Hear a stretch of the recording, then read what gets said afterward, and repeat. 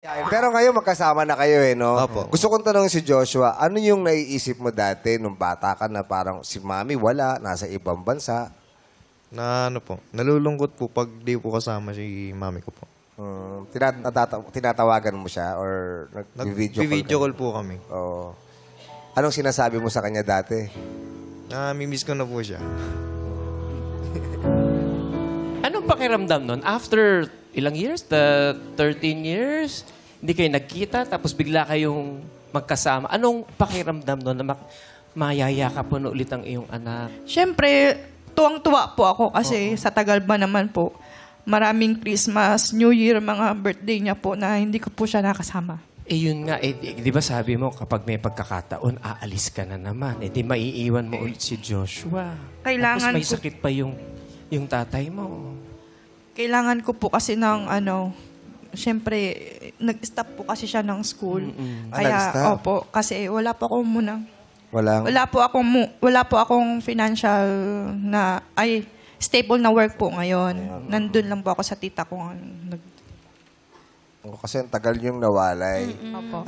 Anong sinasabi mo sa kanya nung nasa ibang bansa ka? Habang lumalaki siya. Ang lagi ko pong pinapaalala po sa kanya is mag-aral po siya maigi kasi mahirap po yung hindi po tayo makagraduate.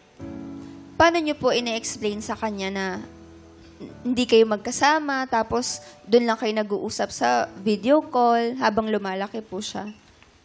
Na kahit nasa malayo po ako, wag niya pong isipin na nalulungkot siya. Kahit paano po, dapat mag-banding po sila ng nanay ko, ng tatay ko, para mawala po yung homesick niya po. Yan po. Saka mga kapatid ko po. May mga Pasko ba na dumaan na hindi kayo magkasama? Opo. Maraming beses po. Hirap nun, no? Ay, naku, mahirap. Ako galing akong Hong Kong noong isang araw. Nakita ko yung mga... Ba't yung tatawa? Oo, nag-concert siya. Oo, nag-concert. Nakita ko yung mga OFWs. Napakahirap, no? Habang sila'y nakangiti na, napapanood nila ako. Pero nakikita ko rin yung bakas ng kalungkutan na sila ay hiwalay sa kanilang mga pamilya. At syempre, nakikipagsapalaran sa ibang bansa. Napakahirap. I'm sure lahat sila gusto magpasko sa Pilipinas dahil alam nila na napakasaya ng Pasko sa Pilipinas.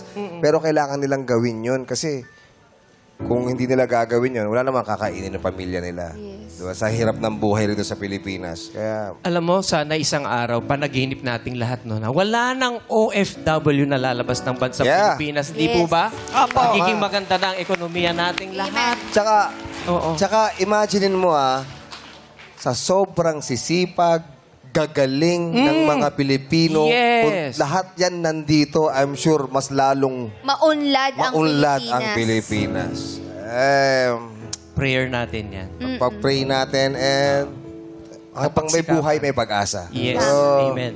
Pagdasal Thank natin. you po. Gusto ko lang tanong si Joshua, ano ang wish mo para sa iyong mami? Wish ko po na sana po mag-ingat po siya palagi pag mag-abroad na po siya. Tsaka wag po siya magpapabaya. Ayun lang. Joshua, kung ikaw tatanungin, gusto mo pa bang mag-abroad si mama mo? Kung ngayon lang po yung makakatulong po sa amin. Okay. Ang hirap na walang choice eh. Yes, walang Diba? choice. Kung may choice lang, bakit aalis sa mga yan? Kaya lang walang choice eh. So sana talaga dumating ang panahon na yung trabaho dito sa Pilipinas abot kaya ng lahat ng mga Pilipino. So At sapat ang kinikita para sa ating kinabukasan.